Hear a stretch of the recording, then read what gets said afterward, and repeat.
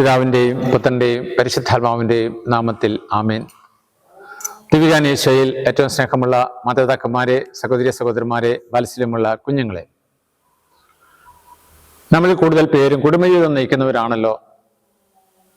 ഒരു കുടുംബത്തിലെ ഒരു വിഷമം കുടുംബാംഗങ്ങൾ ഒരുമിച്ച് ചേർന്ന് എൻ്റെ അടുത്തൊന്ന് പറയുകയുണ്ടായി.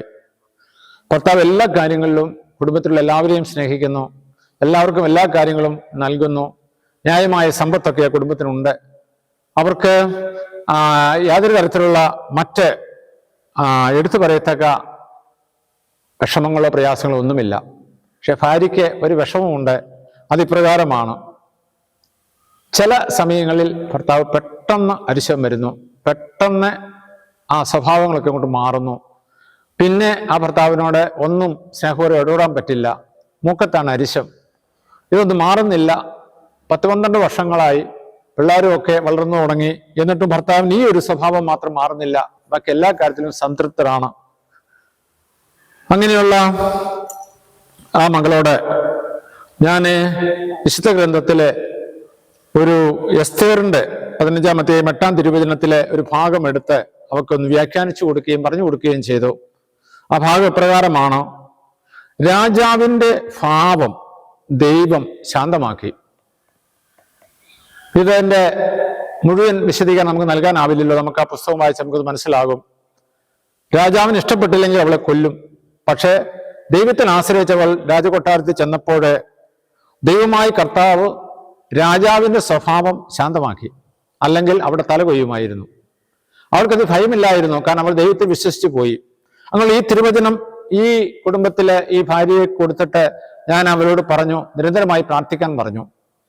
നിന്റെ ഭർത്താവിൻ്റെ പെട്ടെന്നുള്ള അരിശം, മുഖത്തുള്ള അരിശം, അത് നീ തന്നെ ദിവ്യകാരണനാഥന്റെ സന്നിധിയിൽ സമർപ്പിച്ച് പ്രാർത്ഥന വഴി മാറ്റിയെടുക്കണം. കാരണം ഇങ്ങനൊരു വചനം തിരുവചനത്തിൽ കിടപ്പുണ്ടല്ലോ: രാജാവിൻ്റെ ഭാവം ദൈവം ശാന്തമാക്കിയെന്ന്. അങ്ങനെയെങ്കിൽ നിന്റെ ഭർത്താവിൻ്റെ പെട്ടെന്നുള്ള ഈ അരിശം അത് നിസ്സാരമായിട്ട് നിനക്ക് ദൈവത്തിൽ ആശ്രയിച്ചാൽ മാറ്റിയെടുക്കാൻ പറ്റും. അവൾ ദീർഘമായ 3 വർഷം പ്രാർത്ഥിച്ചതിന് ശേഷം അവൾ ഉദ്ദേശിച്ച ഫലം ദൈവം ദിവ്യകാരണനാഥൻ അവൾക്ക് നൽകി. ഇതൊക്കെ അവരുടെ നമ്മൾ ലോകത്തിന് മുമ്പിൽ പങ്കുവയ്ക്കുമ്പോൾ നമുക്കും അസാധ്യമായിട്ട് ഒന്നുമില്ല. ദൈവത്തിൽ വിശ്വസിച്ച് കഴിഞ്ഞാൽ, ദിവ്യകാരണനാഥന്റെ ശക്തിയിൽ വിശ്വസിച്ച് കഴിഞ്ഞാൽ എന്നുള്ള സത്യം നിങ്ങളെ ഞാൻ ഓർമ്മിപ്പിക്കുകയാണ്. വിശുദ്ധ ഫ്രാൻസിസ് പാപ്പ ദിവ്യകാരണത്തെ വെച്ച് പറയുന്ന പ്രകാരമാണ്: പരിശുദ്ധ കുർബാന കാണലും കേൾക്കലുമല്ല, അത് പങ്കെടുക്കലും പങ്കിടിയിലുമാണ്. അത് ദിവ്യകാരണത്തിന് മുമ്പിൽ നമ്മുടെ കുടുംബ ആവശ്യങ്ങൾ പങ്കുവയ്ക്കണം, പങ്കിടണം. പക്ഷെ 10-ാം പീസ് മാർപ്പാപ്പ പറയുക: സ്വർഗപ്രാപ്തിക്കുള്ള ഉറപ്പുള്ളതും എളുപ്പമുള്ളതും ഹ്രസ്വവുമായ മാർഗം ദിവ്യകാരുണ്യമാണ്. അതായത് ദിവ്യകാരുണ്യത്തിൽ ആശ്രയിച്ചാൽ നമുക്ക് സ്വർഗപ്രാപ്തി എളുപ്പമാണെന്നാണ് പക്ഷെ 10-ാം പീസ് മാർപ്പാപ്പ പറഞ്ഞു വയ്ക്കുക. ഫ്രാൻസിസ് പറയുക: ഈ സൃഷ്ടപ്രപഞ്ചത്തിൽ തിരുശരീരത്വങ്ങളുടെ സാന്നിധ്യത്തിൽ അല്ലാതെ ഈ അത്യുന്നത ദൈവത്തിനെ എനിക്ക് കാണുവാൻ മറ്റൊരു മാർഗവുമില്ല. നമുക്ക് ദൈവത്തെ കാണണമെങ്കിൽ, ദൈവത്തിന്റെ പുത്രനെ കാണണമെങ്കിൽ നമ്മൾ വിശ്വസിക്കേണ്ടതും ആരാധിക്കേണ്ടതും സ്വീകരിക്കേണ്ടതുമായ മാർഗം ദിവ്യകാരുണ്യമാണ്, ദിവ്യകാരണനാഥന്റെ സാന്നിധ്യമാണ്. യോഹന്നാന്റെ സുവിശേഷം 16-ാം അധ്യായം 24-ാം തിരുവചനം പറയുന്നു: ഇതുവരെ നിങ്ങൾ എൻ്റെ നാമത്തിൽ ഒന്നും തന്നെ ചോദിച്ചിട്ടില്ല, ചോദിക്കുകയും നിങ്ങൾക്ക് ലഭിക്കും, അതുപോലെ നിങ്ങളുടെ സന്തോഷം പൂർണ്ണമാവുകയും ചെയ്യും. അതെ, ഈശോയോട് നമുക്ക് ചോദിക്കാം, ഈശോയിൽ നിന്നും നമുക്ക് അനുഗ്രഹം പ്രാപിക്കാം, ഈശോയെ നമുക്ക് സ്വന്തമാക്കാം. അങ്ങനെ കുടുംബത്തിലെ എല്ലാ പ്രശ്നങ്ങളും ദിവ്യകാരണനാഥൻ പരിഹരിച്ചു തരട്ടെ. അപ്പ, സ്വർഗീയ അപ്പ, എല്ലാ കുടുംബങ്ങളെയും കാണുന്ന അപ്പ, കൂടെ ആയിരിക്കണമേ, വിശുദ്ധീകരിക്കണമേ, അനുഗ്രഹിക്കണമേ, പൗത്രീകരിക്കണമേ. ഞങ്ങളുടെ ഹൃദയ അഭിലാഷങ്ങളും ആവശ്യങ്ങളും കാണുന്നവനെ ഇപ്പോൾ ഈ ശുശ്രൂഷയിൽ, ഈ ധ്യാന ശുശ്രൂഷയിൽ പങ്കുചേരുന്ന എല്ലാ മക്കളിലേക്കും ദിവ്യകാരണനാഥൻ ശക്തി ചൊരിയട്ടെ, അനുഗ്രഹം ചൊരിയട്ടെ, വിശുദ്ധീകരിക്കട്ടെ, എല്ലാവരെയും മാറ്റട്ടെ, എല്ലാവർക്കും സന്തോഷം പ്രദാനം ചെയ്യട്ടെ.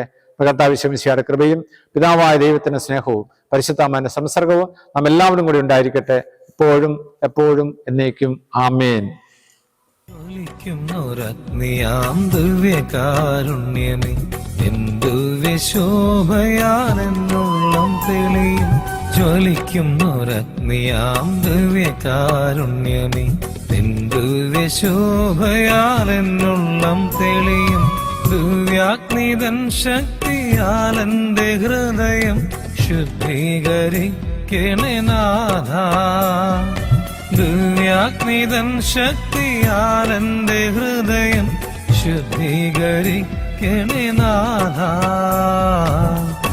ദിവ്യകാരുണ്യ